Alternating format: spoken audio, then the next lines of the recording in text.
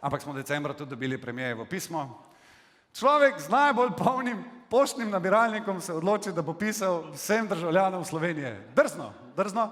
Kaj bi se zgodilo, če bi mu jih sam 10% pisalo nazaj? Noben ne ve. Sicer pa se bližajo volitve, tu je pa tako vse, vedno vse po starem. Ljudje, ki so bili dejansko vpisani v partijo, nas v letu 2022 svarijo pred komunizmom, ko večina mladih ne ve, ali se partija piše z Y ali brez. Ljudje, ki so pa bili na oblasti vsaj 20 od zadnjih 30 let, pa so zdaj naenkrat šokirani, pa zgroženi nad stanjem v državi, pa rabijo sam še en mandat, da to poštimajo. Opozicija pri nas se združuje tako, mi hodimo v petkih na basket. Kdo je fraj, pa kdo ima cajt. Imamo pa, zdaj pa pozor, cel kup novih obrazov, ki pa računajo predvsem na to, da jih še ne poznamo, in kup starih, ki računajo na to, da smo jih že pozabili. Poslanci pa itak prestopajo z ene poslanske skupine v drugo, kot da igrajo med dvema ognjema. Programi strank, kaj je že to?